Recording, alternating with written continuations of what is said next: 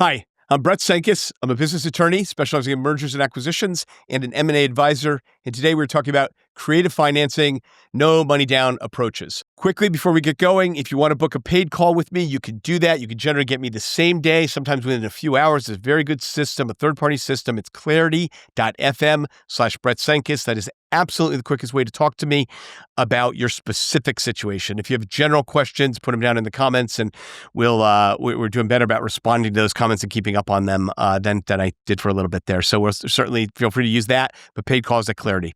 So how to buy businesses with no money down. We're going to talk about two specific ways to do that. Now, I will warn you in advance, this is very difficult to do. So don't try this at home. Now, it's really not easy. These deals are not easy to pull off. And so I did a video a few years back that was talked about no money down, buying businesses with no money down. And it was critical of the information, the courses that are sold out there about buying businesses with no money down. And I continue to be critical about those courses. Okay. And it's not to say this is impossible. If I thought it was impossible, a scam, never going to in a million years work, I wouldn't do a video on it. It's possible. It's just very difficult. And that's not what the people selling courses tell you, right? They don't tell you, look, you're going to spend 5 years and a lot of time to buy one mediocre business. That is not their pitch, but that is the reality. You're going to usually spend a lot of time and you're not going to be buying the best businesses. Just think about it. Now, I'm not saying it's just going to be a complete pig, but you're either going to overpay significantly, right? Or you're going to be buying businesses that aren't very in demand. And even overpaying significantly, the brain damage, the risk, the hassles that come with a seller taking these creative approaches don't make any sense if you're paying the same thing as someone who's cash at close, right? It doesn't, why would they do that? So, another reason they would do it is not just simply because you're overpaying. It's because the relationship you have with that seller is just so unique. So in that video, I'd said that we've seen a couple no money down deals over the years, and only one of them was a particularly marketable business. And in that one, the buyer was essentially almost a son to the seller. One seller, the buyer had been running the business as his employee, second in command for 10 years, knew way more where the bodies were buried than the owner. So the owner really wanted to sell the business to him, trusted selling the business to him. It was a sort of a, give me a fair price, make this easy for me. There's no brokers. Legal's going to be easier probably than normal. And I want to help you. I want to give you the business. That's a really unique situation. And that doesn't come with the course, right? They don't throw 3 of those on your lap. That's impossible and you don't have it. So, we have now more recently seen another that was not no money down. And when I say no money down, I mean, or nominal. I mean, very, very little. In this case, it was 3%. And it was a nice business. It was marketable business, but same situation just about, which is an owner that really wanted out, an owner that had been increasingly less involved in the business, a buyer that was working in the business, essentially running the business. Maybe not the same almost surrogate son relationship, but it was a strong relationship, a high degree of trust. So again, that's unique. If you don't have that, you've got to do something else. You've got to overpay for a business or buy a business that most people don't want. I mean, that's just how that goes. And if people think otherwise, I encourage you to show me an example of how you did that, which I'd love with the no money down people to do it. And, we can figure out confidentiality and so forth, but I would love to see that in action with a very in-demand business and a fair market price and a super, super creative no money down structure. I just don't understand why that would ever happen. I haven't seen it in action. Okay, let's get on to these. Again, hard to do, but maybe doable. Okay, and I'll explain why they're hard to do, but let's start with what these are. Now, I put both of them, I'm going to call them earn-ins. What I call one approach, I always call it that. The other, we don't have a great name for, but I'll call handoffs. And they're very similar in different ways.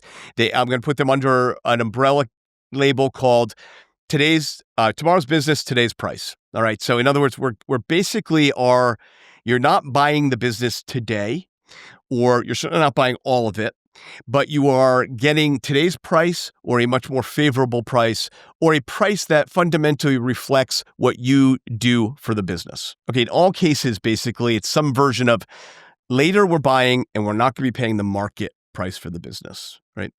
And let's start with an earn-in. Now, an earn-in is, and these are again, there's no formula for these. They're very hard to do. You probably won't even find you won't find people talking about them or very good examples about it.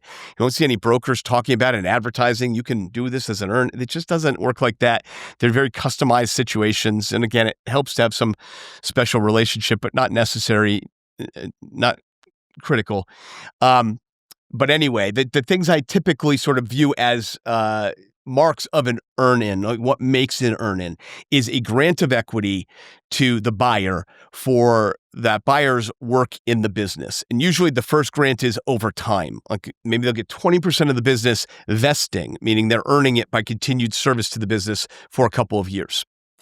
And this, it is often a group of people. I mean, that's not always necessary, but it's often the case with earning, because what needs to be the case is that this person has to deliver a lot of value to the business. In other words, this isn't a typical employee equity grant, right? A company might hire a chief marketing officer and give them 2% or 3% or something. That's not what I'm talking about. I'm talking about I'm going to give you a whole lot, and it's because you're going to do a whole lot that I can't do, don't want to do, or would cost me a lot to do.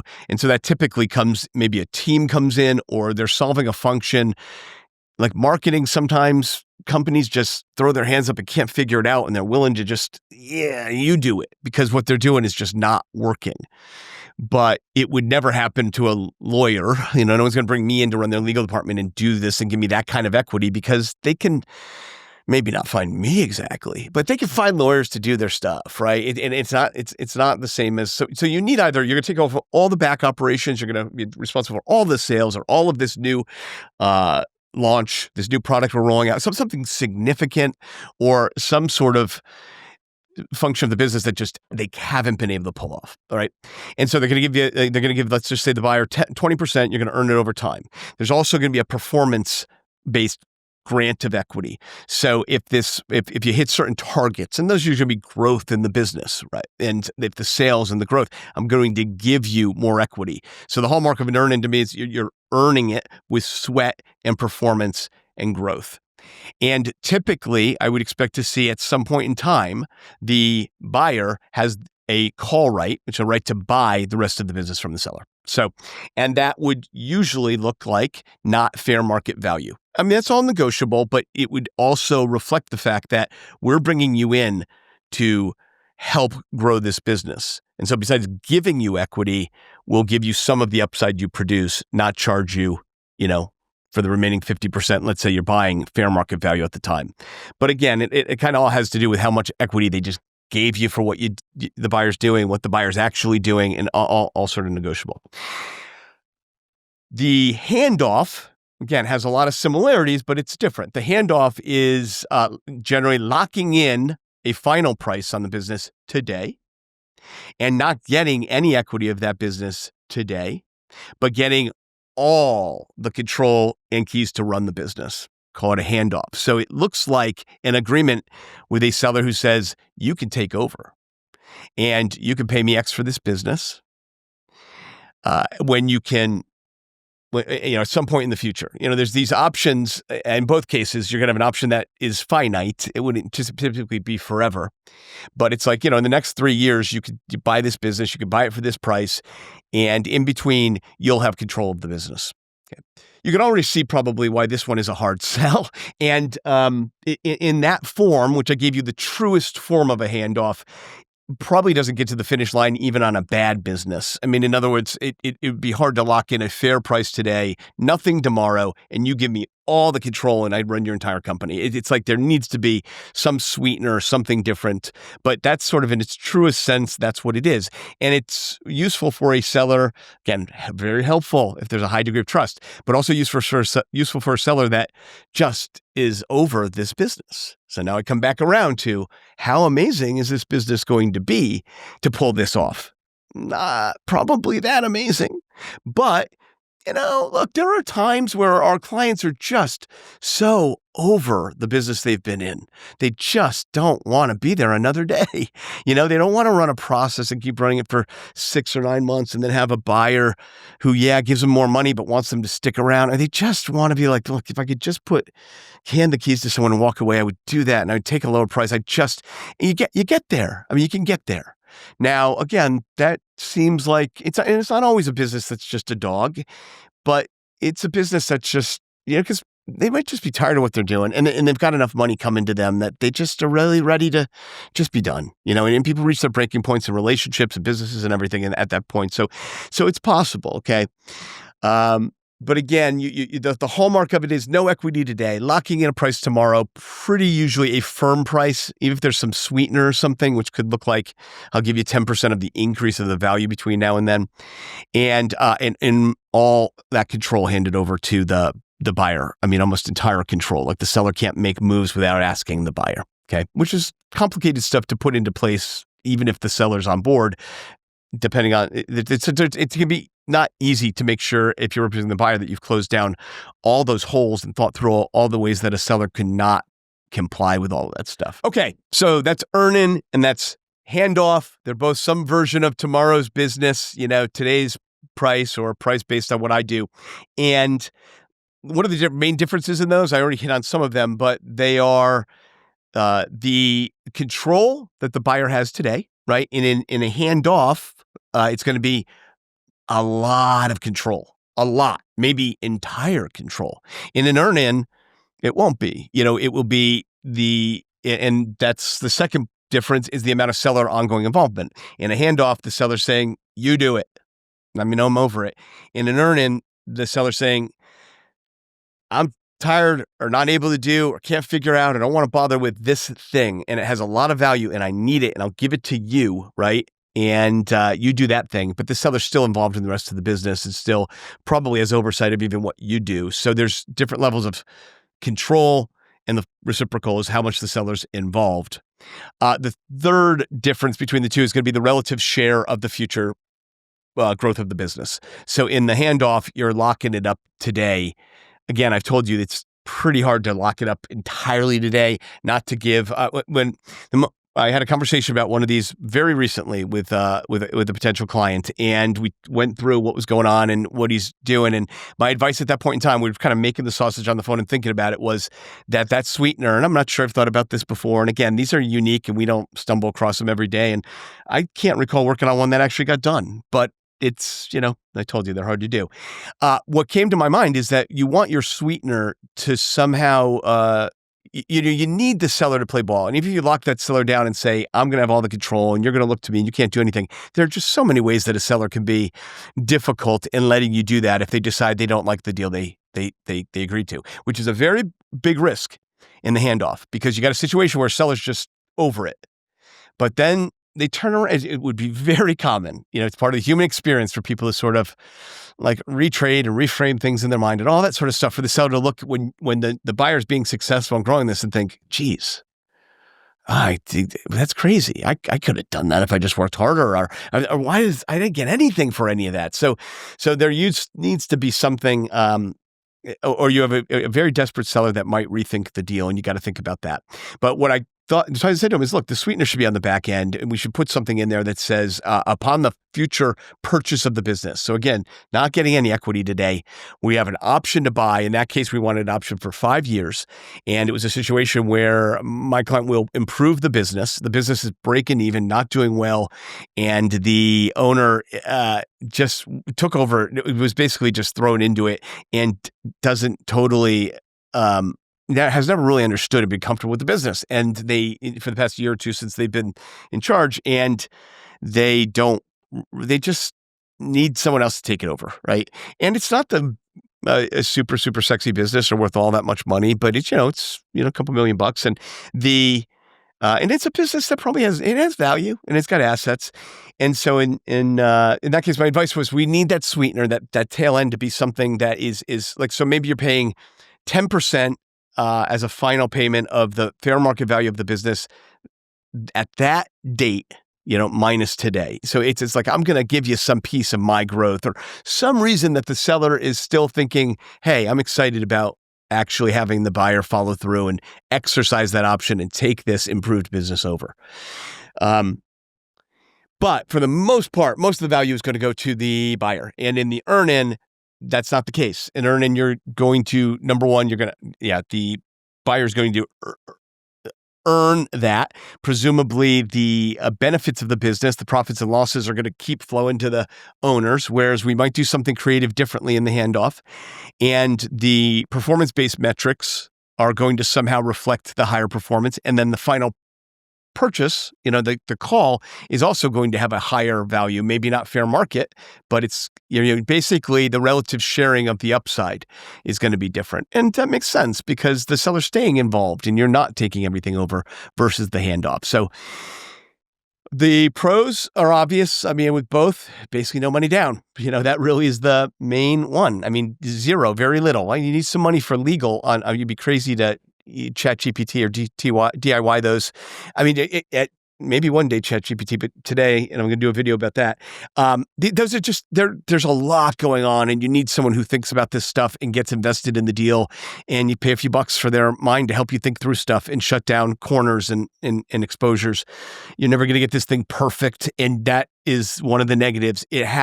You need a decent degree of trust with that seller. Now, you don't need the kind of trust that necessarily has the seller giving you the business, like I described, on crazy favorable terms, or 100% seller financing, but you need a good feel that we're going to be able to work together kind of as partners, and I trust this person to be a good actor in the world and not just have a reputation of retrading deals and trying to screw people over on the backside. You got to have that, and the seller has less trust in an earn-in, but they're still saying, look, I'm giving you a lot of equity. They usually have the right, this will be negotiated, to terminate the buyer. I mean, that's a complicated thing on an earn-in because they shouldn't have the right to just terminate the buyer, stop the vesting of the equity, and get rid of everything else. But you got to figure that one out a little bit, and there would be some rights for the seller to fire the buyer and stop the deal. On the handoff, that's not going to be the case really ever. And so, and you're going to get more control and really lock in the business. You really have to have a high degree as a seller of trust of the buyer. So both require a very high degree of trust, and they're complicated. There's a lot of things that can go wrong. They're not easy to document. And then the fourth I said is it's going to be very rare. These aren't great. They're so hard to get a seller to accept and then get to the finish line with the structure and the commitments you need as a buyer. Like, so I said on the earn-in, you got to have some commitment that the seller cannot just wake up on the wrong side of the bed, terminate your time-based vesting, take away your performance-based vesting, and your call right on the business. It's like, so what do? We got to start to put contractual structure and wording that gives commitment and certainty to the buyer. And that takes time. And as that stuff gets rolled out and talked about, sellers start realizing like that, oh man, this is going to be like hard, or I'm really giving everything up, or they'll start to be clear to them how much they now need to trust the buyer. And so the one most recently that I was talking about, a handoff, my advice right away is I don't think you should pay me to draw up documents. I think it's very important that you go sit down with this seller and lay out, and I can help you with this, bullet points of how this is going to work. Very specific though. I mean, give that seller every opportunity to say, not for me, walk away. I call it negative selling and doing it up front. And I do it with clients where I tell them why they shouldn't use me, and I give them legitimate reasons. I mean, I try to, and really because I'm busy enough and I don't want to waste time managing, I don't want to have relationships where it's not a good fit. It doesn't make any sense. You got to spend all your time managing the relationship that you never should be in. And it happens. But you want to just flesh that out up front. And so you bring specific bullet points and make sure this is going to sell, because otherwise we drop this legal document down. You haven't socialized any of this. I would expect the seller to say no. Just your average seller is going to say no to that. That's, again, why it's hard to implement. You might spend 5 years doing this to end up with one mediocre business. But this particular business, and my, the client is a bright person who's identified what he believes is a really good business that just has underperformed. And that's going to make it tough to market. And he does have trust, and a little bit of a relationship has been built with the seller, and the seller wants out. And so it might be a situation where we pull it off. It happens. Okay. And it's not, and that business is not highly in demand today, but there's a lot of opportunity in it. So I guess I should say that, like, now you can, put lipstick on the pig, so to speak, or turn something around. There's no question, right? But it's somewhere, it's also possible that you're getting something that's just a dog for a reason. So you got to be careful of that. Anyway. All right. So earn-ins, handoffs. If you have better terms for these, let me know. If you like the video, you've ever done any of this, pulled these things off, I would love to see that. If you're a 100% no money down person and you sell courses and you've done 50 no money down businesses, you bought great businesses, I would love to see that. And I would love to see examples of it. And I keep it confidential, but I would be a raving fan and do a video about you. I just haven't, what I've seen is people pitching things that are, pipe dreams, really. It's most of what we've seen. So anyway, again, I don't know everything and I don't see everything, but that's what I know for today. If you want to book a paid call, you can find me at clarity.fm/Brett Cenkus. Like the video, subscribe, check out my other ones. I appreciate you listening today.